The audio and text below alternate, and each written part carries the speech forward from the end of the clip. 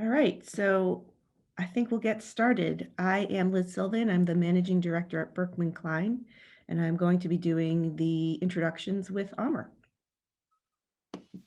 Hi, my name is Amar Asher. I'm an affiliate at the Berkman Klein Center. Nice to see everybody. So we're very glad to have you today. A couple operational notes before we start. You'll need for the second half, you'll be needing a pen and paper. So just make sure you'll have that near you at some point. As you saw, we are recording this. You are not recorded, just the speakers' videos are being recorded. If you speak, that will be part of the video. We ask that you start muted, which everyone is muted. Just note that you can switch between gallery and speaker view to see the speakers better if you want to do that. Because this is a bit of a mixed group, some people who were involved in the sprint and some people who are not, I'm going to just explain who's on the call today. So we have the research sprint participants have and are arriving. These include our junior researchers from different disciplines from all over the world. There's 39 total. All graduate students representing over 20 countries. We also have people who are not part of this program. That includes people from the broader BKC community, staff, people who are on the Berkman Friends list, people who are part of the network of centers, and students from our summer institute that we ran this past summer. So welcome everybody. We are so very glad you're here. Echoing Liz's comments, we're so pleased to have not only our core summer or our core sprint research participants joining, but also many other communities, many of which you'll hear about in a moment. First, just a little bit of background on the overall project and how we got here and what started all of this. In late 2019, the Berkman Klein Center had the pleasure of hosting the federal president of Germany, Frank-Walter Steinmeier, who came to us to have a conversation about the ethics of digital transformation. As many of us, or as all of us all know, the rise of artificial intelligence, as well as broader questions about digitalization, have prompted questions about the sort of ethics and governance of what digitization and what digitalization mean across different types of sectors. He prompted a few questions around what was the place of the individual within technological advancement, what were some of these ethical dilemmas that we see as technology developed, and what are the social and political environments and circumstances that we need to think about as researchers. And as digitalization rapidly occurs across sectors, a lot of new questions are arising out of this process. So based off of that conversation and in collaboration with the Global Network of Internet and Society Centers, which is a network that was incubated at the Berkman Klein Center, but now consists of over 100 different interdisciplinary research centers from around the globe, many of which and many of our colleagues are on this call today. We've undertaken a project to look at these digitalization efforts and understand large-scale digital transformation. The key partners within this effort are the Berkman Klein Center for Internet and Society at Harvard University, along with the Alexander von Humboldt Institute based in Berlin, and the Digital Asia Hub, which is based in Hong Kong. The project takes place under the patronage of the Federal President of Germany and is funded by the Mercator Foundation. It is a project that takes advantage of this amazing network of Internet and Society Centers. The Network of Internet and Society Centers, just like the Berkman Klein Center, is a really interdisciplinary focus center. Colleagues from law, policy, computer science, business, along with an amazing geographic diversity of centers and colleagues that join us from every part of the globe that you could particularly imagine. The project consists of a number of different activities. There's a series of research sprints. You'll be hearing about one of them in depth today, as well as research clinics, shorter formats of research sprints, and workshops that will continue over the course of this year and that began last year. The very first research sprint took place at the Alexander von Humboldt Institute last summer and focused on content moderation. And the second research sprint took place at the Berkman Klein Center this past fall and focused on digital transformation's impact on education. Again, we'll hear about it in a moment. It was a really unique model where students helped to drive, co-design, and produce the program and the main output, which you'll be hearing more about, a little bit more about over the course of today. And it was both a learning experience for students as well as the research teams that were involved. So this is a research exercise that was really meant to generate information to help inform the overall dialogue around the ethics of digitization and digital transformation in general. The program, again, included a range of experts from international policymakers and to industry leaders. And it really emphasized informing the policy dimension of these conversations. So we're really looking forward to exploring more in depth some of the insights that came out of today with many of our collaborators and many of the people associated and affiliated with the Berkman Klein Center and the network of centers. And I'll turn it back to Liz now to describe more about what this particular research sprint was that we hosted this past fall. Thanks, Amr. So as Amr said, this is one of a series of research sprints and other programs called clinics that we are doing and that our partner organizations are also doing. The theme for this event that the research sprint participants worked on and learned about was digital transformation of education in the time of COVID. So we looked at how kids were learning internationally at all levels. So whether they are in kindergarten, elementary school, high school, or higher ed, what their learning experiences were like, both in school and out of school. And we looked at this from multiple angles. We thought about the ethics of digital transformation, the way things are have changed kind of in an emergency way, and what that means for learning experiences. How learning experiences differ, often in equitable ways for young people, for learners. We looked at inclusion issues, so ways students were included or in some cases not as included as we would like them to be. We looked at issues of surveillance and supervision, depending on what your take on the meaning of the observations that happen through technology in learning environments, particularly in school, but not only. We looked at how government policy and governments shape learning in the COVID era and more generally, and the role that technology providers play in also shaping the experiences that learners have now during COVID and perennially. We did talk a lot about school, but we also talked about both technologies and places, which are not really mutually exclusive anymore, that impact experiences outside of school. So we looked at things like AR and VR and social media and other tools that students use to connect and even to learn in a variety of contexts.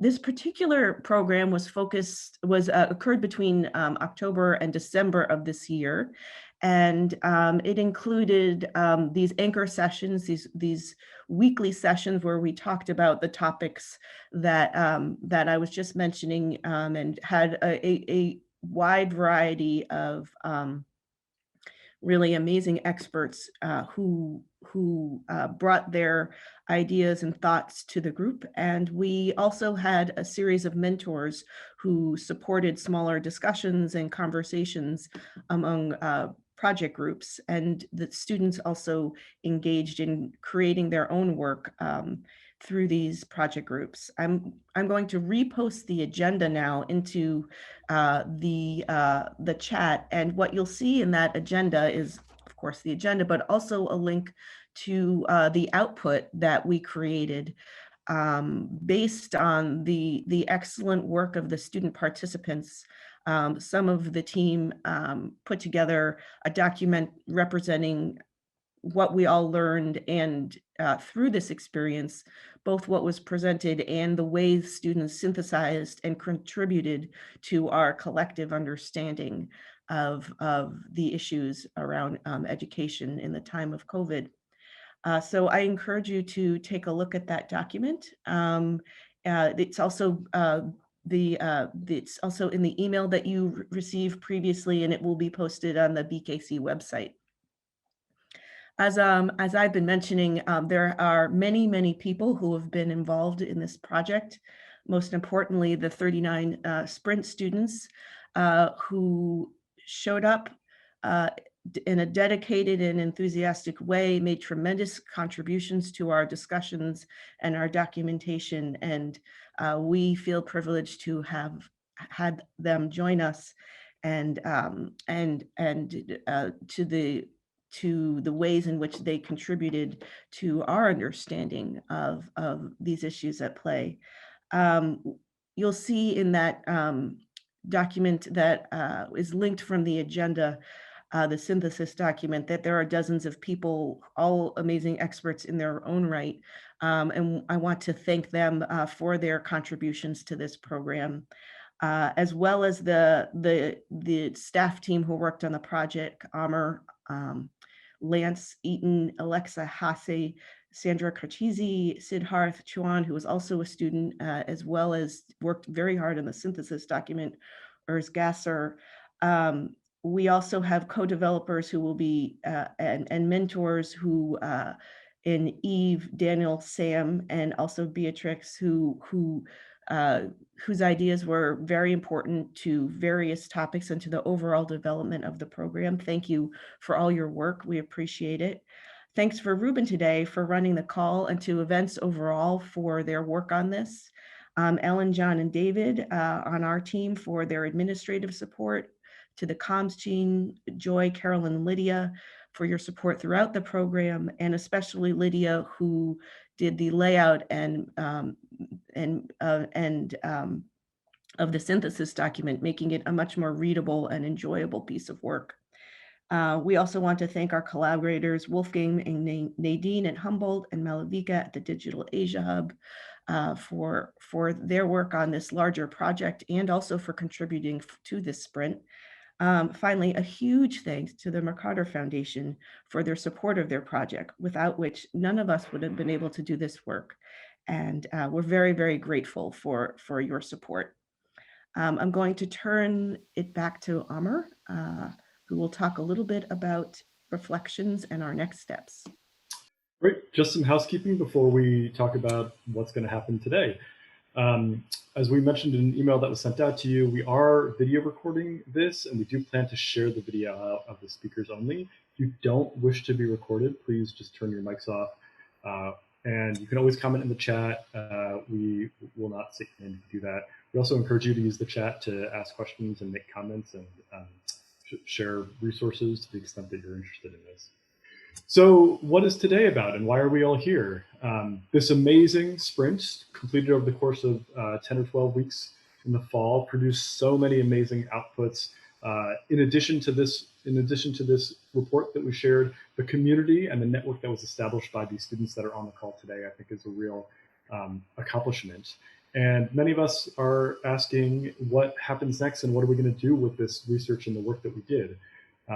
And today is about previewing that. Today is about imagining the future with some of the sparks with some of the contributors to the program first, and then some additional sparks who will talk about imaginations in the future. So I'm really excited for that. And then we will also use the second half of the program to preview something called the Edgelands Institute, which you'll hear a lot more about again in an hour. Much of the work of which informs the launch of this Edgelands Institute and is being led by many of the many faces that are familiar from the research sprint. That is found in the agenda document that Liz just shared with you over the chat. We'll first start off our program today with perspectives and reflections from the research sprint, just for those who were not able to join us this past fall over the course of that 12 weeks. And we have 4 affiliates and faculty associates and staff members from the Berkman Klein Center who are going to share just 1 or 2 big insights from how they contributed to the sprint and what they learned. We'll have about 3 minutes each per person, so I'll keep an eye on time and I'll start waving frantically in case you go over that time. And I'd like to turn it over first to Berkman researcher Alexa Hassi, who will start us off. So Alexa, take it from here. Wonderful. Thank you so much, Amar and Liz, for this lovely introduction to the sprint. I'm really delighted to be here today.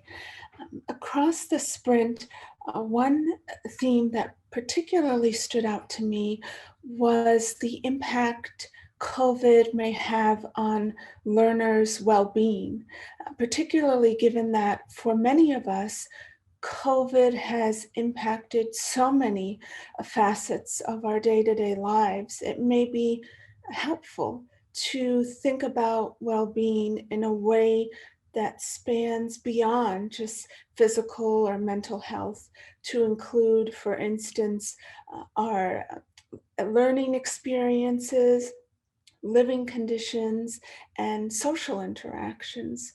And in terms of learning experiences, during the sprint, we talked about how schools serve not only educational functions, but also provide environments and services that can promote well-being, which may range from meeting basic needs like food through school lunches, or providing rich social and emotional learning opportunities.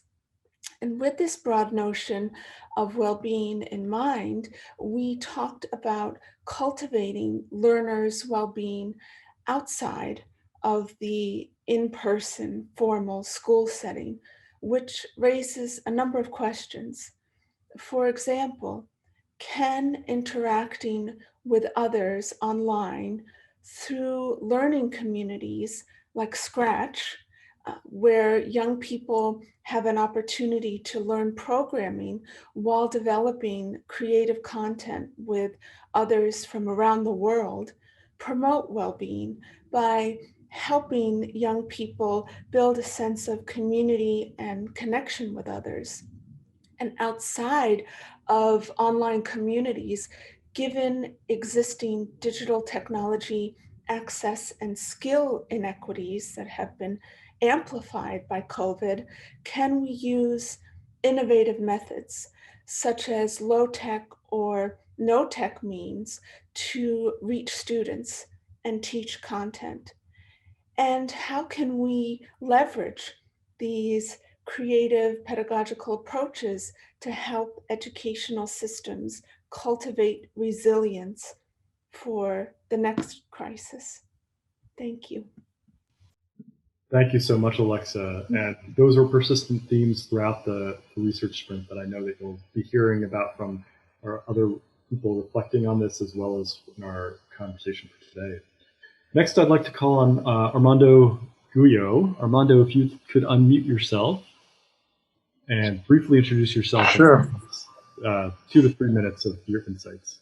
Great. Well, no, thank you very much. Thank you all. It's great to see you now on this new year, and I'm happy that, well, there is all this great collaboration on the part of the Berkman Klein Center working on this very interesting topic. And I have to say that it was a pleasure for me to be part some months ago on the research sprint. I think I learned a lot from you and from the experience of how education sorry, and edtech strategies are going to be transformed and accelerated by all this COVID pandemic.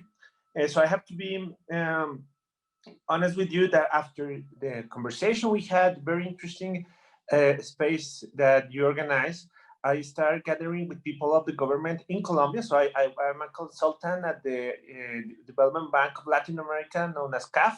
And from there, I'm advising and collaborating with the Colombian government and with the presidency of the Republic. So it's been very interesting that this has been a good moment in order for us to organize many of the sporadic and many of the policies and programs we have on digital talent.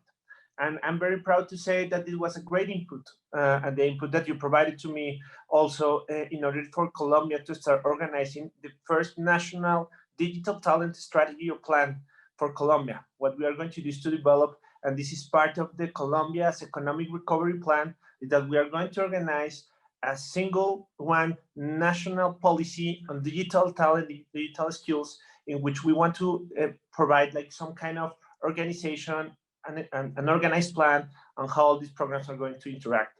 And we believe this is very important because as I had the opportunity to show to you, we describe different platforms that we have been using, platforms from different, from also vendors that were selected by the government in order to support what we were doing. But at the end, what we understood is that there was perhaps the lack of a centralized policy that could help Colombia to have to adapt and to organize all these projects going around. So we are using all of this input, we're using all of this information, and the necessity of having talent programs and digital skills programs that are being accessible and that will allow us to cover well a lot of people that are looking to be educated, especially children, that we are very concerned on the way they are interacting now with educational materials. And that's why this plan, I think, is going to be very helpful. So I think this has been a great opportunity. I think all the research that you're doing is going to be very important for countries such as Colombia that are working on developing this kind of comprehensive and holistic policies and plans for the next years. So thank you, and yeah, happy to hear from you. Thank you so much, Armando, and thank you for demonstrating the policy impact and how it's actually being incorporated into the work that you're doing directly. So I think that is something that, especially for our students, is so important to note, that the very immediate impact of the work that you've done is tremendous, and it's informing high-level policy. So thank you again for sharing that. Sabelo, may I call on you next? Sabelo Malabi, who is a Berkman Klein Center affiliate and a fellow at the Carr Center. Are you online? I'm not sure I see you yet. Yes, I am. There you are. There you are. Nice to see you in space. Thank you so much, Amar. I had such a wonderful learning experience with the last research sprint that I was involved in particular thinking about equity, ethics, and education, especially thinking about these issues during the pandemic. It was definitely wonderful listening to other experts and really joining the students and just learning more from such a diverse cohort. And so I really appreciated that. One thing for sure that did stand out is that the pandemic has accelerated the need for digital access and online education. However, internet access and digital skills are not widespread or easy to attain. I think a lot about sub-Saharan Africa and in particular how COVID has just displaced students and how we're seeing massive lockdowns, extended periods away from actual in-person instruction, and how this has forced a lot of people to need to have digital skills and also the need to have sort of additional support, because there's also language barriers that affect learning. And so now that they're not in person in class, it now shows the need for sort of the community to come and step in and try to address some of these systematic challenges. And so one of the contributions that I was glad to make, and also to hear similar contributions from others, is this idea of well-being and community, having community support, having the community stand behind the student in order to allow the students to feel as if they belong, to give them meaningful participation, and also to sort of gather together to sort of give an ability to combat some of the disparities that we're seeing worsened by COVID. And so it really comes to mind, I guess the lesson that I really took away is that, when there's such disparities, having a community and having sort of the community come together to emphasize well-being, to help share resources, to help with the learning experience. It's much more needed now during this pandemic, where we're seeing lack of access being just worsened over and over as the pandemic continues. So I was definitely glad to participate and to hear similar inputs from other students, seeing that not only are these problems there in sub-Saharan Africa, we see them as well in South Asia as well. We see them all over the world, and that we can find some commonalities in how we actually emphasize learning and equity, and making sure that everyone has a chance to thrive within the education system, but also to truly feel like as if they belong and to really improve their well-being. So thank you so much. It was such a pleasure and honor to participate. Thank you so much, Sabelo, for so many important perspectives that you bring to this table and that were persistent throughout the research sprint itself. And finally, Samantha K. Johnson, who's been a wonderful collaborator throughout the entire sprint, as well as a mentor and known to many of our students. Please share your insights and thoughts with us. Thanks so much, Amar. It was a beautiful experience being a part of the sprint. And throughout the sprint process, a quote from Martin Luther King Jr. just really resonated with me. And that quote was, or it rather is, our lives begin to end the day we become silent about things that matter. And I'm sure that we can all agree that throughout this entire sprint process, we really, through healthy debate and within the context of COVID and education, as we've been all speaking about, we really dissected topics that matter. And these debates that we had were really transformed into creative outputs that really reflect context-specific solutions. And this is a point or a theme that I really want to highlight, that even though we identified stark similarities across regions on issues that we discussed, such as well-being, inclusion, privacy, and access, one of the things that we really need to emphasize is this idea of really identifying that the effectiveness of the solutions that we propose really depends upon the serious considerations upon of the context within which the solutions are being implemented. So one of the things that really came out, especially through the learning sessions, the working group, was the idea of the consideration of the context is really important in order for us to achieve some semblance of equity in experiences. And not only the context, but also considering the inclusion of the voices of people from different cultures, as well as students from different age groups.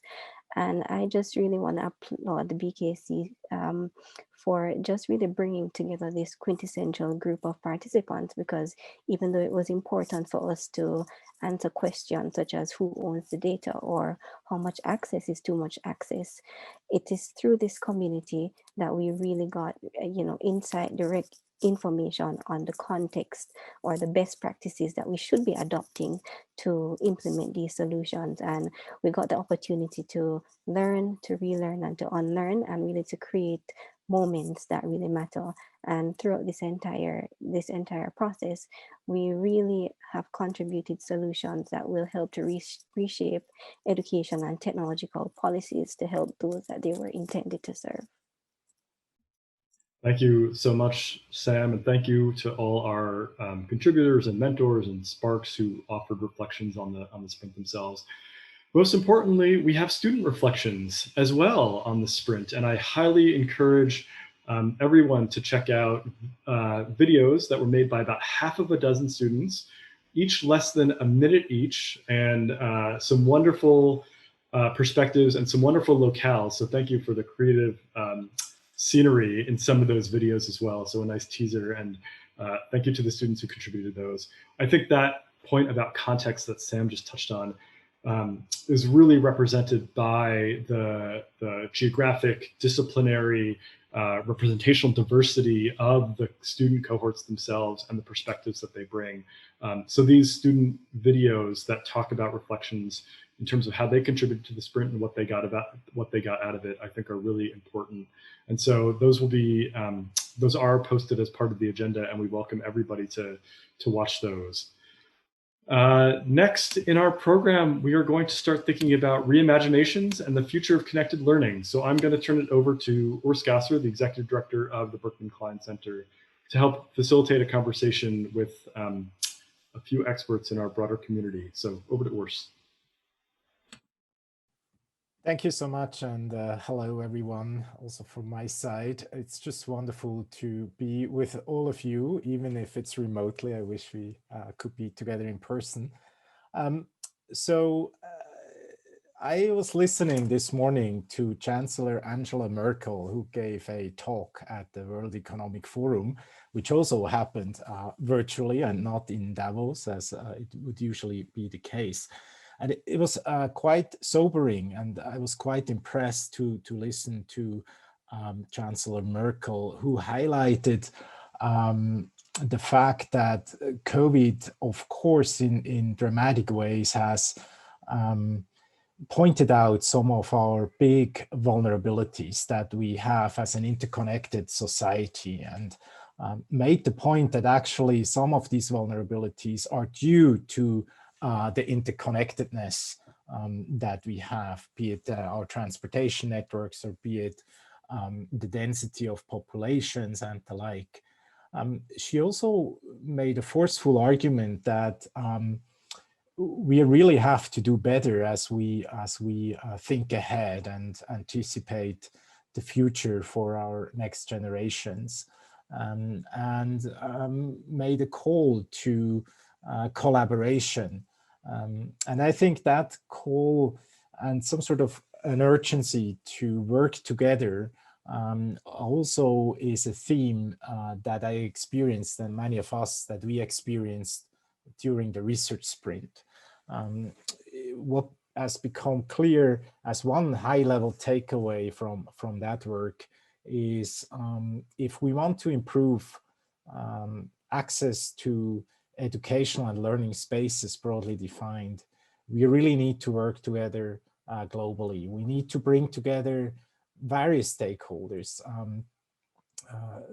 ranging from, of course, state actors and governments, and we've heard from Armando how important actually educational policies are, but we also need to involve educators, teachers. We need to, of course, bring aboard technology companies. The keyword edtech was mentioned. We need to work together with students and learners themselves. We have to embrace more social and informal learning spaces. And so we have a whole lot of collaboration to do, and we need, of course, also to bring together the best experts, but I think most importantly also the learners themselves, all of us who are learning every day in one form or another, and invite everyone to be a participant as we design the future of education and the future of learning, and hopefully unlock the potential of digital technology towards that end. Now, the framing that Chancellor Merkel used, and some sort of the dominating theme, of course, at the World Economic Forum is this moment of crisis. And this gives us a sense of urgency to act and to work together more strategically and with more energy. I would say what was particularly encouraging from our research sprint as a small experience, as an experiment in collaboration across geographies and disciplines and cultures, is there's also a tremendous opportunity right now, right here, that's not just driven by a crisis, but is really an opportunity to see things fresh, to address some of these shortcomings and vulnerabilities Chancellor Merkel was pointing out, embrace them and come up with new ideas and new solutions, and or at least new approaches to be modest. And so what we hope to do over the next few minutes is to serve some appetizers that hopefully will inspire, that hopefully will stimulate and give some sort of windows into different areas that may signal reimagination when it comes to learning spaces, when it comes to this intersection of technology, society, and learning. And we are joined by three wonderful guests, and I will introduce them as we move along. First, I'm very happy that Alex Wong, who's a senior strategy advisor at the International Telecommunication Union, is with us. Alex has done fantastic work over many years, previously also with the World Economic Forum, building public-private partnerships and addressing some of the really hard challenges that we face as societies as we try to build better futures using technology. And so Alex is here today specifically to give us a snapshot, an idea of some of the things he's currently working on, an initiative called GIGA, which aims to connect every school to the internet and every young person to the information space and the opportunities that come along with it. So Alex is going to zoom in, literally, on one of the hard issues that have been identified throughout the research sprint. We heard it already in the introductions today, and this is this question of access to infrastructure. Now, of course, as we've heard, and as is also laid out in the report, access has many different layers. It's like a very rich cake, but there is something fundamental, and if that's missing, we can't build this stack. And so, Alex, over to you for an update, for a window into the future, how we can address this extremely persistent problem, given that half of the world's population is still not connected to the internet. Over to you, Alex, and thank you for joining. Thank you, Urs. Thank you, everyone, for allowing me the time to join you. So I should start off with my commercial announcement about the ITU, because I realize I've been now at the ITU for just under 2 years, that many people do not realize ITU actually has a development function. There's an actual entire bureau dedicated to closing the digital divide. Urs knows my colleague, Doreen Bogdan, who's the director of the bureau. And we've been on a very ambitious agenda over the last 2 years to really activate that mandate as the UN agency on ICTs to really forge partnerships to provide meaningful connectivity to everyone. So I know I'm talking to a very informed group. I'm not sure how much on hard technical connectivity stuff, and I'm not going to get into that. But I think all of you know that without COVID, the statistics on internet access remain very challenging. In December 2020, ITU released its annual facts and figures. So just a couple of highlights. 3.7 billion people, which is 49% of the population, still do not have regular access or any access to the internet. That translates to 43% of households. I think households is a nice statistic. And if you go down to developing countries like Africa as a continent, only 28% of households have access to internet in the urban areas and only 6.3% in rural. So this kind of thing we are all so lucky and take for granted. I mean, I'm sure the entire Sprint project was done online, just like many of us have been doing entire projects online is impossible for most of the world. And of course, school children are even more affected. The recent statistics of 1.25 billion students not attending schools regularly and so forth. So what we started to do at the ITU along this mandate of closing the digital divide, and I have some slides. So sorry, I know we're relatively informal, but I'll just throw a few of these up because it's always easy to visualize. So if I can have the first slide put up, that'd be great.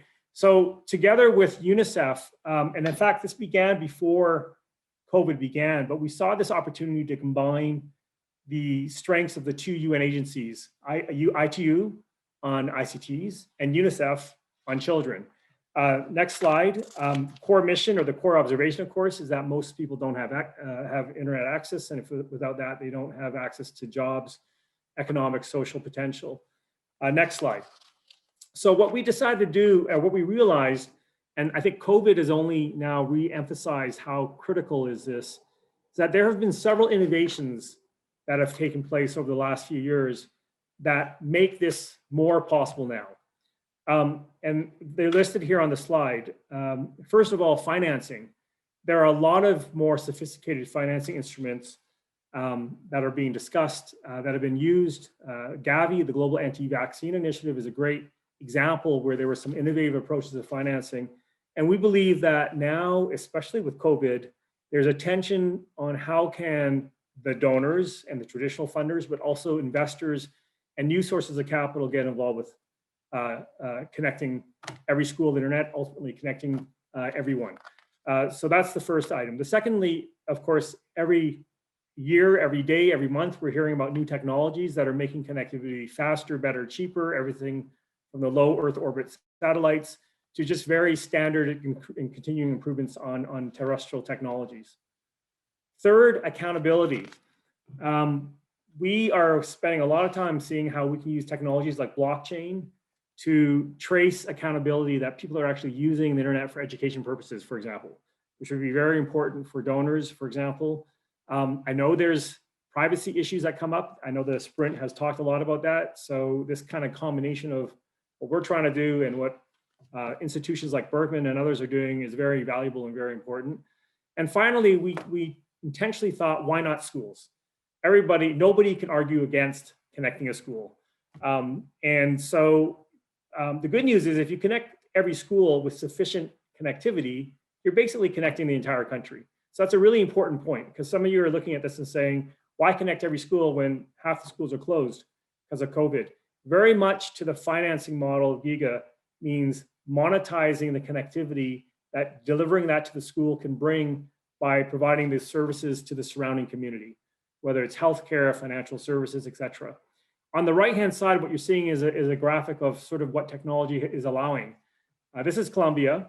It's one of the first projects where we began a project to map every school in the country. And essentially what's being shown here, as per you can see on the graphic, is that on the red, these were the schools that the government of Columbia officially had in its database. And in the yellow are the additional schools that were identified because of using things like mapping technologies and so forth. So that's the kind of examples of technologies where you can understand where every school is located, and by understanding the problem and understanding what is the connectivity to that school or lack of, you can then design the solution. Next slide. So GIGA is the program that we created. Sorry, one more. And basically, we want to leverage the platform of the UN, the impartiality, the relationships with governments to bridge the different solution providers, the funders and the supporters into a cohesive effort to deliver the school connectivity. Next slide. And this is a detailed slide, but it gets into how we're going about doing it. But I would say most broadly, and this is in a way the methodology, it's about understanding the data and the information and the gaps. That's the orange block. Identifying number 2 on the green block, sort of the key regulatory barriers and enablers that need to be in place and the market conditions, and helping countries work on that. And then the blue block of slides is where you start working on the financing structures that might be required. And then the last part, we don't want to not say it's important, but on the sustainable business model, that talks about things like the business model, the content, all that sort of stuff that's equally very important, and really plays to the strengths of UNICEF with all of the programs they have related to content, education, training, etc. Next slide. We just go advance one slide. Okay, so I think I'll stop there because this now gets into levers, and maybe that's part of the maybe broader discussion. Urs, you know, if we start getting into a more discussion on, you know, how can we actually, how can we facilitate the connectivity? There's a lot of levers that we should be talking about. There's a lot of technologies that we can talk about. Maybe I'll stop there in the interest of time, and we can go more into technical stuff if the group wants us to go that way during the subsequent discussion.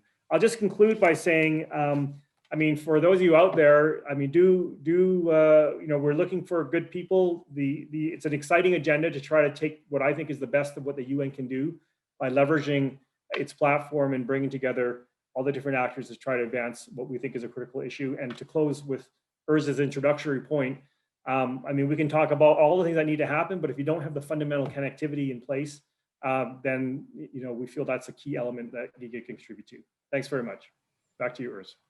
Thank you so much, Alex. Super exciting and important initiative, and grateful for your insights. Of course, I have a few questions. I think there are also questions in the chat coming up. And maybe, Alex, just if I may, one quick follow-up before we turn to Malavika, and that is, you've been involved for many years in efforts to bring connectivity to different parts of the world. As of today, are you more optimistic that we will make more progress over the next decade than we have made over the past decade?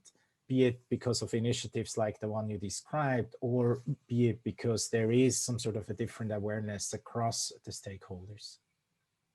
Yeah, thank you, Urs. That's a very kind question. I have to be optimistic. I would say that I mean, I'm not going to say it's unprecedented, but the amount of collaboration we have at UNICEF is great and probably needs more. And as some of you who may have been following, the UN Secretary General has just recently appointed a tech envoy, which really places technology and digital at the front and center of the development agenda. So yeah, I think we're hopeful. You know, getting the resources and the financial resources needed to get this thing moving is really critical. And I think that I'm very optimistic that we'll make some progress. Thanks. Thank you, Alex. So Alex rightly emphasized the importance of access to technology. So really going back to the very basics, and you know, if you don't have access to infrastructure, what can you do as we try to unlock the potential of these new technologies? Now, I think across the research sprint, and I see many other faces and colleagues here as well, so I can speak for, I think, many among us, we of course also understand that technology alone will not do the trick in any area, whether it's well-being, as Alexa mentioned, or whether it's in the field of education and learning. We need more. We need to reimagining the interactions among many different things, among technology and people, among different types of spaces and spheres.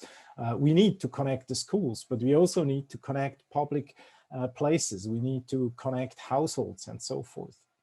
Now, one exciting opportunity for reimagination that emerged in our work within the research sprint has to do with this sort of reimagination of where learning happens and how we can embed technology as we think about the future of access to education. And so it's a great pleasure to welcome Malavika Chayaram, who's the Executive Director of the Digital Asia Hub, which was introduced previously, a key partner in this effort. And Malavika, you have such a wonderful network that you built out of the Digital Asia Hub, and you know, have invited people over the past couple of years to share stories about innovation, particularly in cities, but also more broadly in kind of new spaces where learning can happen, whether it's maker spaces, pop-up labs, whatever it may be. And so I was wondering on your perspectives at this moment of crisis, but also taking 2 steps back and reflecting where we have arrived. Where do you see the potential to reimagining the future of learning together, the future maybe also of learning more in more informal ways or in more social ways, particularly, of course, given your experience across Asia. Thank you for joining, Mal. Thank you, Urs. Can you hear me? I think I need to wear a t-shirt for the number of times we all give talks and say, can you hear me? I was asked to speak about cities as places and spaces for learning. And I looked at the report that has been prepared through this wonderful 10-week sprint. And I think so much about the digital has already been said that I wanted to sort of dedicate my remarks more to sort of physical spaces, to cities as imaginative spaces, as discursive spaces, and to sort of, you know, reimagine this idea of cities not as things, but as processes, as things that we make and remake every single day. And I think it's also a space for negotiations, for contestations, for sort of this blurry line, this liminal space between the public and the private, which I think is something that's being negotiated every day, as I said. And I think design choices, which I think is again something that the participants of the sprint have been very keenly engaged with. I think cities and learning spaces are places where design choices and choice architecture plays a really, really important role. To give you a very simple example, it's completely by choice that you could design a city and by extension, a learning space or university and educational institution, either veering towards the prison-like and the panoptic, or more towards the playful and the playground kind of space. And I think, you know, somewhere between the playful and the punitive is where we find a lot of education spaces. We want them to be places where people feel joy and pleasure and learn for its own sake, as well as places where there are sanctions and nudges and all kinds of behavioral economics at play. And if I could just share sort of three very, very quick vignettes to sort of illustrate this point. One is that Amar and I were actually in Brazil a few years ago as guests of the ITS Rio, another very close partner of the Network of Centers and Berkman. And when we were visiting Brasilia, which, as many of you may know, is a very bureaucratic, very top-down designed, intentional city built in the middle of nothing, where literally people took a line up and down the country and said that's where they converge, that's the most equitable place to build a capital out of nothing. And if you walk around the city, you look at the sheer space, the sort of scale of things, and you look at these vast empty spaces between the Supreme Court, the Senate, the Parliament, the Congress, all of these different important buildings. They're enormous spaces. They're very hard to actually, they're not walkable. They're not sort of human scale. And I did an architecture tour. I did a walking tour of the city. And one of the things that the architect told me was that the reason this seems so alien and so discomforting to people is Niemeyer built it at a time when he imagined everybody would have a motor car. That was sort of the utopian dream. That was the ideal of the city. It was just sort of a target and a vehicle for modernity, right? And there was this idea that if everything is on the scale of the car, you don't need to worry about the pedestrian. You don't need to worry about walkability. That's the scale at which you're designing. But he also said that the reason he'd left so much space in front of all these government buildings is, as a communist himself, he imagined that people would constantly be on the streets protesting and fighting with their government and asking for change and conducting revolution every day before breakfast. And therefore, he wanted to actually design spaces where dissent was possible, where there were discursive spaces for people to engage into conversations about the social contract on a regular basis without it causing congestion. So here is one example of where you create by design spaces for dissent, spaces for negotiation, such that they're actually very much part of your built environment and fabric, and not something that's an afterthought or something that's seen as a disruption or a radical act that wasn't part of the original design. And I think this is something that when we design cities and when we design institutions that facilitate learning, that is a very key element to imagine the kind of contestations that might take place. You see this in slums, you see this in sidewalks, you see it in favelas, you see it all across the world, where when there is no space to contain these kinds of conversations, it spills over into violence. And I think part of the project of imagining an inclusive and diverse city is to anticipate and expect these kinds of conversations. The second thing I'll say very quickly is in India, completely across the world, there was a project run by a few really amazing women activists called Why Loiter, which was all about reclaiming public space by women because they were constantly told to stay at home, that they had to stay at home to study and learn, as if the city offered them nothing by way of learning. And all of the research shows that actually women were more liable to be harmed physically, to be mentally abused, and to be exposed to all kinds of patriarchal ideas on what good behavior was by staying indoors, and that actually the most safe environments for them were in the public eye, in public spaces where through the kindness of strangers and through multiple eyes being on them, they actually could feel more confident in their bodies and in their spatial environments. But there was no sanction for women just loitering in public. They had to have a reason. They were grocery shopping, they were going to university.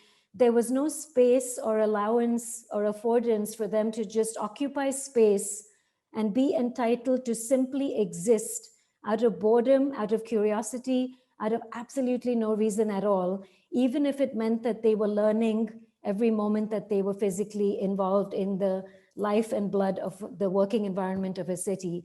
And this act of loitering was seen as something extremely radical, just the freedom to lurk.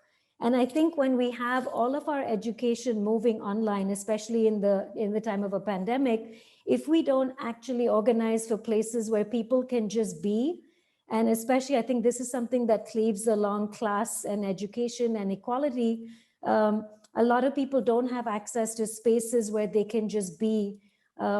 If they're sharing a room, they're sharing a multi-generational HDB place like in Singapore or other kinds of public housing, they don't have the privacy to actually learn in an environment that's conducive and that actually facilitates it. So maybe being out in a playground, being in a public space and seemingly loitering is something that is actually creating this connection between the online and the offline in ways that are much more useful than all the learning that they can have in a classroom environment. So these are two very quick and sort of opposing realities in which I think cities as spaces for learning are really key. And finally, I'll just tell you that the great and late Jane Jacobs, who's talked a lot about the death and life of cities in America, has this great quote where she says, there's no logic that can be superimposed on the city.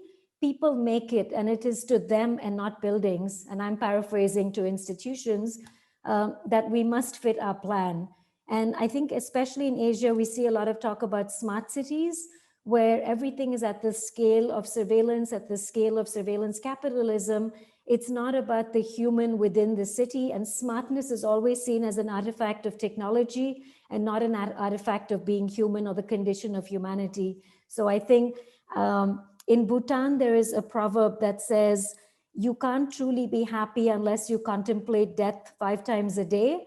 And I think one of the things we're learning from the pandemic is until we contemplate the death of learning and the death of institutions and the death of universities 5 times a day, we can't really imagine what are the attributes or elements that are worth retaining post-pandemic and what are the things that actually are redundant and we don't need anymore.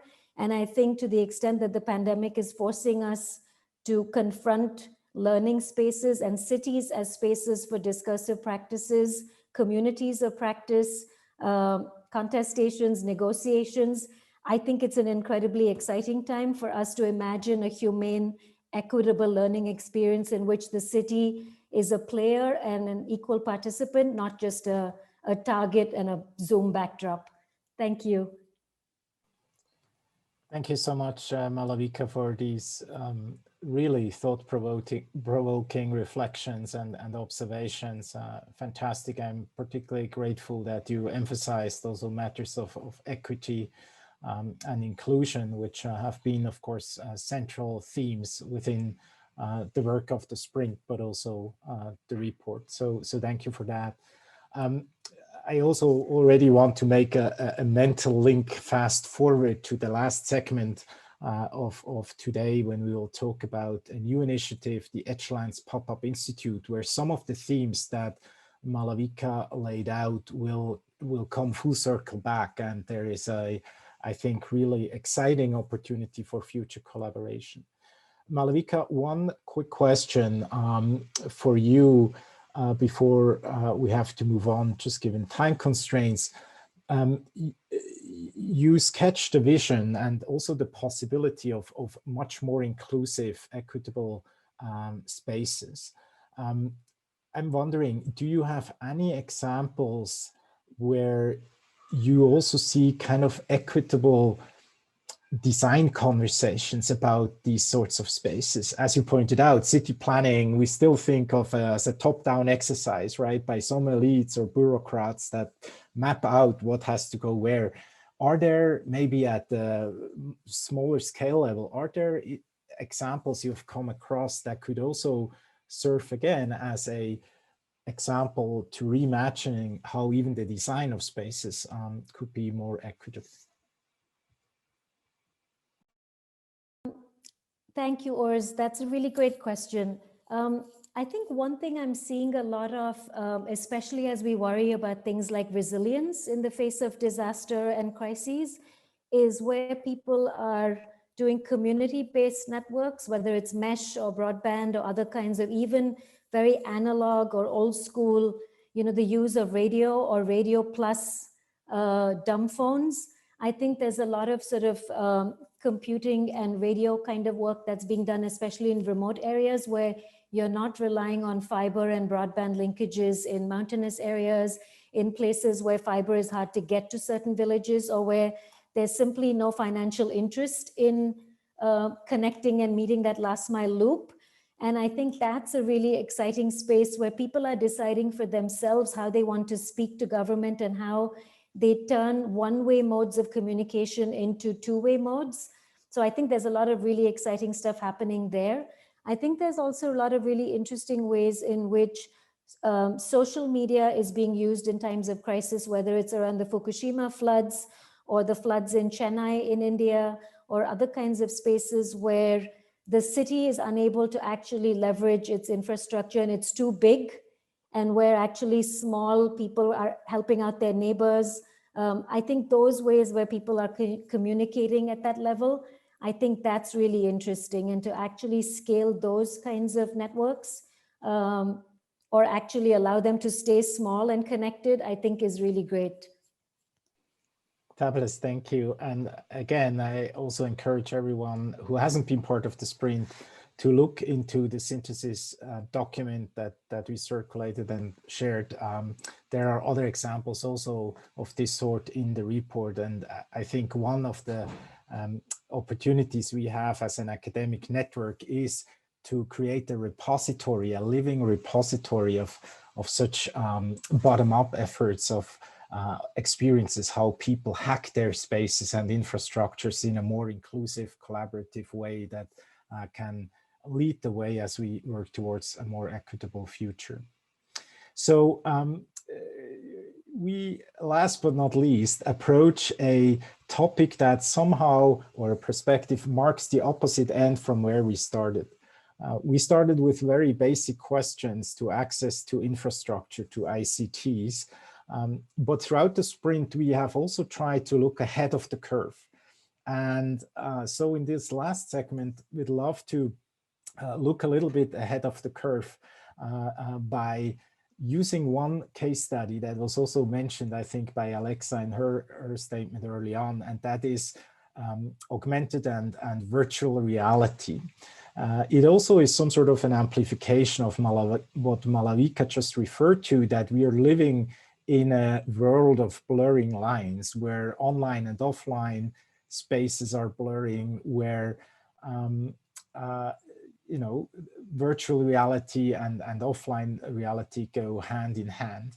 And so it's a great pleasure in that spirit to look ahead of the curve, to hear from Shinran Yan, who's the head of global partnerships at HTC Vive Arts, who was also a contributor to the sprint. And Shinran, so delighted to be able to welcome you back and get maybe a flavor of the potential of next generation technologies using maybe the example of learning and of museums and art spaces. So welcome back. Yeah, absolutely. Thanks so much, everyone, for having me back here. And I was so inspired by Alex and Malavita's talk, and there's absolutely a lot of intersections of what we're working on and thinking of. So thank you for making this platform and having us here today.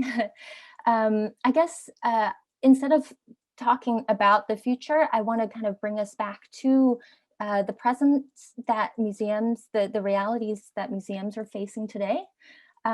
These days, a lot of us have a Netflix subscription, but very few have an annual membership to a local museum.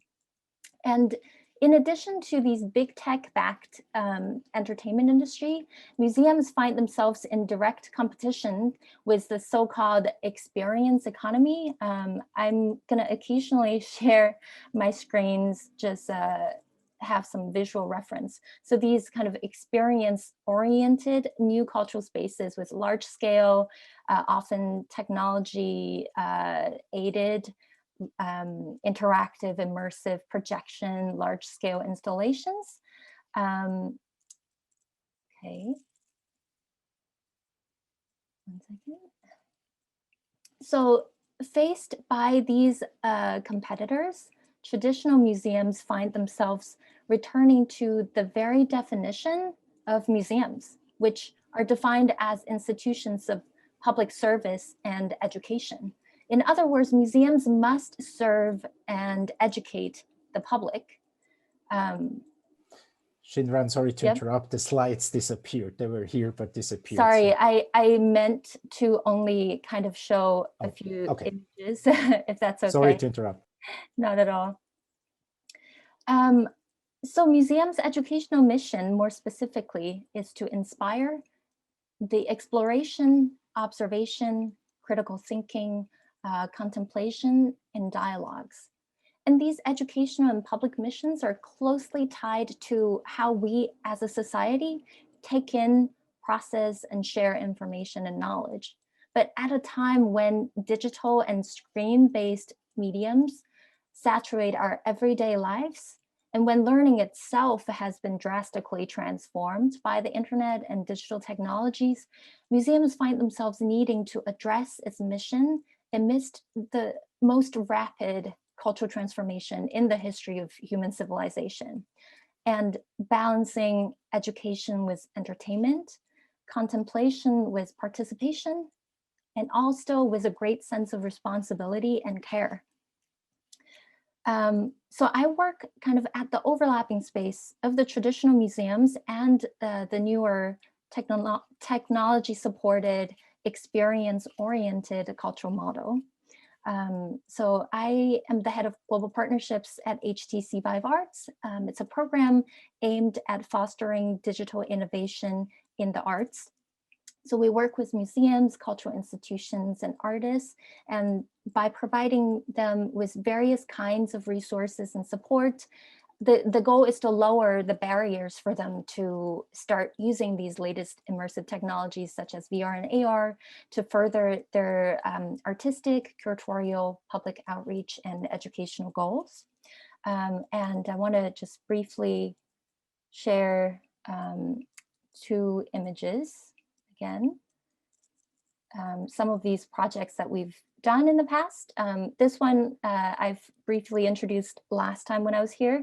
In 2019, we worked with the Louvre on the occasion of their landmark Da Vinci retrospective to create a VR experience that not only kind of addressed the perennial overcrowding issues that the museum has in their Da Vinci gallery, but also to present the latest research on the painting using actually the latest kind of scan and infrared technologies, as well as more research on the identity of the sitter, of the woman, in a very innovative participatory way. This experience was presented in the museum for 3 months, and we had over 80,000 visitors in person. And the kind of the extended at-home version also takes you into the virtually into the museum through the iconic pyramid entrance, so that instead, in addition to experiencing the VR content, you're also going to be able to see a lot of the other paintings by Da Vinci collected by the Louvre. And another example, we worked with the Musée de Lingerie to create this very emotionally powerful experience that takes you into the garden that Monet painted these water lily panels in. And you're seeing with your very own eyes the changes of color and light throughout the 4 seasons. And you're seeing these brushstrokes and colors laid and on top of each other on his canvas, and really understanding the connection between his physical environment and his artistic world. So this piece, in addition to being exhibited in the museum, which is, I forgot to say, is the permanent home of 8 panels of these water lily paintings. It remains to be one of the most popular content that cultural content on Steam and Viveport. So I'll stop sharing the slides there. So these examples probably gives you some ideas of the strengths of VR and AR technologies, deeply impactful emotional storytelling, first-person perspective, immersion, interactivity, agency, and of course, allowing audience who cannot physically visit the museums to have a meaningful encounter with the museum's collections or content at home. Looking into the future, I think, is not really a question of whether these technologies will continue to be relevant to museums. With the advancement of many technologies, better hardware, better chips, 5G network, VR and AR will become more accessible to consumers and will start to become more relevant to our everyday lives. So I think the future prospect in terms of these technologies in museums will ultimately be anchored in how museums address the tension between in-person and virtual experience, between education and entertainment, between leading the public and serving the public. And this tension might also be a fertile ground for regeneration and carrying culture forward in time. So I kind of want to end with a question. I think a useful way of thinking about VR and AR in museums in the context of its public and educational goals might to both think about what the technology can do and what it cannot do in this context, to kind of, instead of thinking in the Silicon Valley's techno-optimist way, the arts pushes back and finds greater meaning in the space of negotiation and helps our society to better think about our relationships with technology, to look back into the history, our relationship with physical artifacts, and also looking into the future, where a hybrid connection with a network of information and artistic experiences might converge.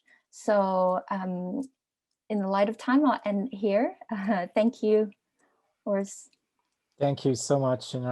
Fascinating, I would say, powerful examples that you shared with us. As you pointed out, we're running a little bit behind time, but if I may just ask one quick question that you, I think, already alluded to in your comment, and that is, we talked about infrastructure, we talked about technology, we talked about the design of spaces. How much in your own experiences working with museums is ultimately the building of these better futures also really a matter of mindset and mindset change? How hard is it to build, to bring people together, to run these experiments and these interesting use cases that you shared today? Absolutely. I think what you pointed out is almost the biggest challenge that we face when working with museums. And we're seeing kind of different rates of adoption of these new technologies. And I want to kind of loop back to Alex's topic. It's kind of a lot of it really depends on the government's prioritizing these new technologies, providing benefits to public institutions and to creatives when they use these technologies to explore, to further their missions. And honestly, we're seeing a lot faster adoption in France, in Canada, in the UK than here in the United States. But I also want to point out that the pushback that we experience is actually creating a lot of interesting and very important conversations. As I mentioned in my presentation, it's really a moment of change and museums reevaluating, their priorities and their mission in midst of a lot of influence and competitions they're facing, not only with entertainment, but with new types of ways of experiencing art, with new forms of art. So I wouldn't advocate for the drastic transformation of mindset to immediately embrace, because this is actually a really important moment to be able to pause and to think critically about our relationships with these technologies. So wonderful also to conclude this segment on such an important note, how despite all the urgency, how we really should reflect and be cautious and humble in our enthusiasm as we embrace these opportunities. Thank you so much, Shinran and Alex and Malavika, for sharing these perspectives that I do think give us a sense of the potential of what the future brings to us and how we can shape the future, what some sort of the imaginatory space is. And on that note, it's now a great pleasure to turn over to the last segment of today's event, which is nothing else than the interface to a next effort, to more work, I'm sorry to say, in the spirit of what we discussed, building the future. I'm really, really delighted to now give the word to our colleague and friend Newman, who's the Director of Art and Education at the Meta Lab at Harvard University and also a Berkman Klein Fellow. Newman, you will kick us off and introduce us, I think, to this new initiative, the Edgelands Pop-Up Institute. Thank you. Yes, thank you, Urs. Hello, everybody. Nice to see you all. I would actually like to take a quick moment to invite people to turn their cameras on if they're able, to just wave and say hi. And then I'm gonna actually ask you to turn your cameras back off in a moment. But we've all been listening to this fantastic work, and I think we might just need a moment to stretch. So when we get stuck in these virtual spaces, we kind of forget to move our bodies. And so I think everybody just wants to roll their shoulders, let the blood circulate. We are shifting into a more imaginative, or continuing to imagine and creative space, and be comfortable, say hello. And one other thing I would like to note is that everyone has a piece of paper or a pen handy. We're going to be doing something nicely following on Shinran's talk, something a little bit more creative. So as Urs mentioned, I'm working with Eve and Beatrice and Danielle on the Edgelands Institute, which you'll be hearing more about shortly. But first, we're going to recalibrate our presence here and recalibrate your presence here and do something that's a bit unconventional for Zoom. So I'd actually like you to turn your cameras off now. And if you're willing, close your eyes and take a few minutes to tune into some other senses. We are all around the world. We are in snow and sun, light and dark. We are strangers far away, and yet we are in a space together. More and more we share this hybrid world. Let's take a moment to reflect on it. As I said, this is a little different than what you may have expected or what you normally might do, but I invite you to give yourselves over to this for just the briefest of moments. Let's give our eyes a rest. And as you hear some questions that I ask, notice if any particular imagery comes to mind. Is the digital world changing our agreements with each other? What are our agreements with each other? What do we give up in this technological realm? What do we gain? As we share this digital space, what gets opened up? What unites us? And who is us? What is the contract that connects us with each other? If you are to imagine it visually, what might it look like? Are we points on a map, neurons firing? Are we carbon atoms, particles or waves? Are we a network? Are we ourselves imagined? As anyone who writes knows, fleeting ideas change shape, for better or worse, when committing them to paper. So here we'll draw on a different modality.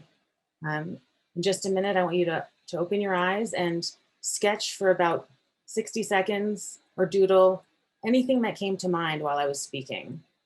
Specifically, what is the contract that connects us with each other? What does this look like? And remember, abstract is wonderful. You can even keep your eyes closed when you're drawing if you like. All right, take about 60 seconds now and make a little doodle of anything that came to mind. All right, well, I'm really excited to see these little drawings that people have made. I invite you to put the date on your sketch. Today is the 26th of January, 2021. And now before I turn it over for you all to hear more about Edgelands, I invite you to turn your cameras back on and hold up your drawing to your camera. The more we see, the more interesting it will be for sure. So, oh, nice. Fantastic. So as we see some cameras coming on and some drawings, wow, lovely. Amazing. Fantastic. I'd also invite you to tweet these drawings to Edgelands Pop-Up. We're going to do something cool with them. If you're willing, you can sign it or not, as you like. And Bea just put the Twitter handle for Edgelands in the chat. Thanks everybody for trying something new on this morning or evening or whatever time it may be where you are. And I hope that your ideas or sketches will continue to keep you thinking about these questions. And now I am so pleased and excited to introduce you to Yves Dacourt, Daniel Karimi, and Beatriz Botero, who are going to tell you more about Edgelands, including information on our launch next month. Thank you. Thank you so much, Newman. You know what? This is exactly the philosophy of this newly created institute, which is to bring, in a way, art and research, fact and emotion, in order to allow us maybe to tackle issues which are difficult. And we heard Urs and Malavika and about all that is dynamic. And I think this is what we're trying to capture, right? And I think we want to be able to focus on how much our social contract, the urban social contract, is affecting and affected by the digitalization of security on one hand, but also all the pandemic, I would say, side issues related to that. I'm thinking about the trust and all that. And this is really the focus. And I really would like, as we don't have a lot of time, to do two things. One, already to tell you, this is now a teaser. And I want you to ask you to project yourself 4 years ahead. So imagine we are, in fact, the 26th January 2025. Maybe just to help you, Kamala Harris just was sworn in as a new president. For the one who follow national football in the US, Tom Brady still plays, to the big surprise of everybody. He's 48 years old. My God, how come? And I would like you to put your VR glasses and set a bit aside. And I would like now to introduce you to a very special panel with Beatrice. Beatrice, I don't know where you are. Where are you, Beatrice, right now? I'm in Paris, Yves. Great. So, Professor Botero, we know that you're teaching civil law in Sciences Po in Paris. Tell us more about your experience. How was your experience at Edgelands Institute? Well, it's a pleasure to be back where everything started, at a BKC hosted hackathon and sprint. It's been a ride. It's been wonderful to share this experience with all of you. Personally, Edgelands happened at the same time as I moved to Paris. And last time we saw each other in person, we were hosting an event at the Paris Olympics. We had our own panel.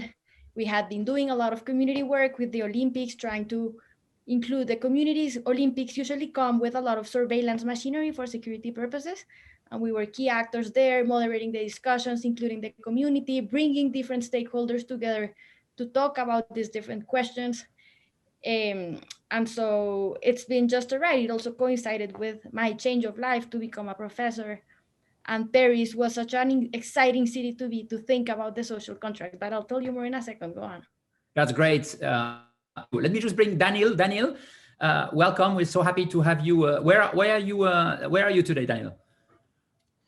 Well, more importantly, where, Yves, and thank you. It's such a great pleasure to be with you all this morning. It's when, as you have mentioned, not even the week have passed since these unprecedented events took place in DC.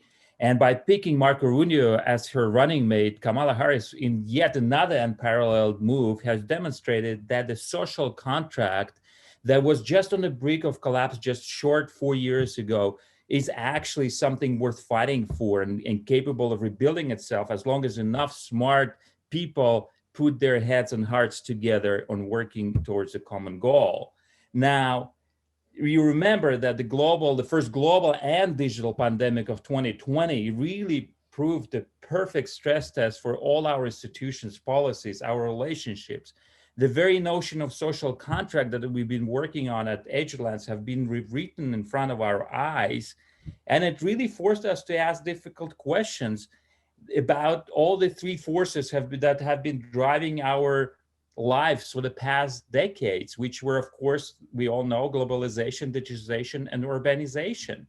Now, that fantastic troika of forces in 2020 looked more like, three horsemen of apocalypse, of deprivation, polarization, and radicalization. And it took some serious work by everybody involved to really think through these issues and not decide to roll all the winnings back, but rather to take a different perception and bring everybody into this journey. Thank you, Eve. Daniel, that was great. Let me be more specific, Beatrice. Could you explain us? When I'm listening, Daniel, I have the feeling that the world is coming to me. So, what happens? What is the role of the Edgeland Institute? What Edgeland Institute was able to play? Right. So as Daniel was saying, we started with the Edgelands at a very special moment. Like we were all online and isolated, and we kept doing some things online. And we started with certain assumptions, right? So we started the assumption that security was a crucial question for most people in most cities. Sometimes we think about it a lot, especially in places under a lot of stress. And sometimes it's kind of implicit. We are not very worried about our security. But digitization was changing how it meant to feel safe. And that was very clear during the COVID pandemic. Some of us downloaded contact tracing apps or had QR codes to access buildings, and it made you had like a safety patch. But increasingly also our cities were being wired. So you saw cameras. When I moved to Paris, a security law had just been passed, and there were drones pretty much like flying above the streets, like surveilling the Champs-Élysées and things like that. And that was creating a lot of stress, which is where we were intervening and what we were starting. And these conversations were not really inclusive, were not really open. You saw some outrage, or you saw very high-end and very interesting conversations between academics and policymakers, which is part of what we were doing at BKC, and we were also trying to bring to the people, and that's what we were doing at Edgeland. So we were trying to bridge that gap between regular people trying to understand this transformation and the experts and the academics that were doing the research and were actually looking for spaces to engage. And the other thing that I think was great about Edgelands is that we really thought, and I think we were right, that cities are wonderful places where change can happen. So Paris, when I moved in, was like really struggling, segregated, the banlieue, and a lot of poverty also, but a lot of drones and everything. But it's also a wonderful cosmopolitan city full of people from everywhere. And we really found a lot of good ground there for having meaningful conversations, engaging people, and coming to creative and good solutions, and practical solutions to complex problems. And I think that's what we've been doing at Edgelands for a few years. That is, you talk a lot about Paris, and it's so interesting to hear. I'm in love. Paris has changed. Yeah, no, I know. You also work in Bogota and other places. Maybe, Daniel, you want to say a word about the choices of Edgeland, about what were the places in the city where Edgeland intervened and the reactions around that?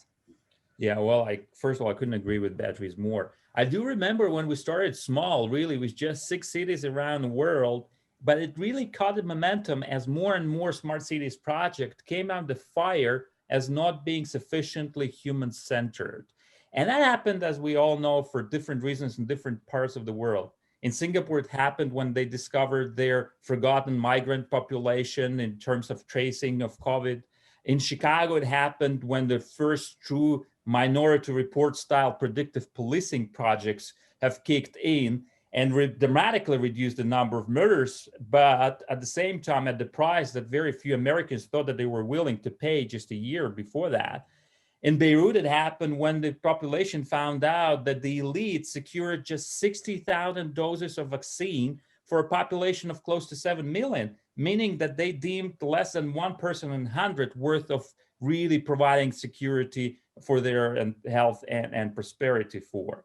The true breakthrough, of course, came in 2022 when the ITU, during their plenipot conference in Romania, passed Edgeland's resolution, really urging all their member states to devote sufficient resources to studying the impact of the emerging technologies on their political norms, their economic contracts, and their social fabric.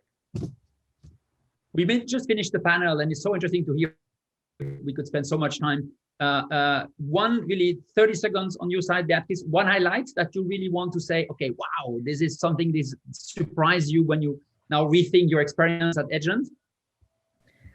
I think my highlight, I have many, but I think one was the Biennale in Venice.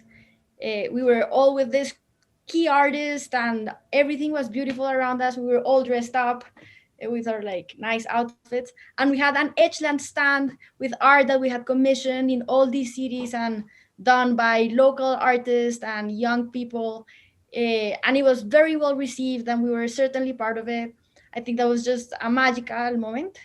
And because you say I speak a lot about Paris, actually my second highlight was actually when was our first like real material project happened in my home country, which is Colombia.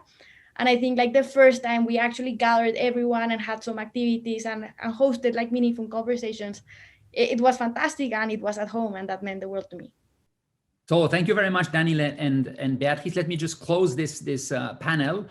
And maybe on my side, just to remember, we started this very, I would say, humble and very focused initiatives here in this very specific moment with you, Urs, and all the colleagues of Berkman Klein Centers. And it's amazing to think that 4 years later, we've moved to a place where Edgeland Institute has become a movement. The institute as such will still soon disappear. This is the plan, but it has now taken as a movement, maybe even a political movement that is forcing cities to redraw their social contract when it comes to critical issues. And I think this is something super important. And we were so happy to be able to bring new methodology, people, research, art together, and to do that in very close collaboration with a lot of students and people around the world. So, dear colleagues, this is exactly what we would like to be able to tell you in 4 years' time, if everything works well. And we think things will work well. So come join us on February 18th, 3 p.m. ET. It's an hour, we promise, and it's the launch. So we will tell you all what you want to know. You can already go on our website, edgelandinstitute.org. We just started now, so we will test it and see with you. You can and you should really tweet as much as you can. And I think our interest is really to see if you're willing to contribute and engage. I think, as Urs mentioned at the beginning, this is a great new vehicle. There's several vehicles here in the Berkman Klein Centers to really push it and to try to find new solutions. So be with us on February 18th. There won't be that many places and many seats, so go for it. Thank you. Fantastic. Thank you so much for this trip back to the future. And I'm looking forward to embrace this journey with all of you and likewise to reflect back in 4 years from now. What an exciting challenge. So we are at time. I just want to add, in the spirit of next steps and collaborations, another opportunity that is connected to the launch of the Edgeland Institute, and to share with you that together with my friend Malavika, who is somewhere here on screen, I believe still, great, I know, we will also launch a next research sprint starting mid-March. It will be very different in design than what we talked about today, but it will be equally fun and engaging.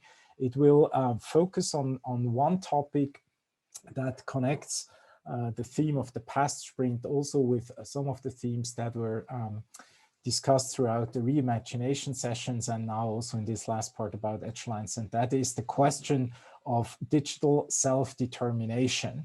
And within that, also the broader notion of digital sovereignty, two connected concepts that play an increasingly important role in policy conversations, but also in design choices, and are key as we are working on our futures. So with that, I stop here. Let me add my thanks to everyone who made this day possible, for the great work, the wonderful collaboration across the globe over the past few months. And here is to the next adventure. Be safe, be well. Thank you, and see you again soon. Bye.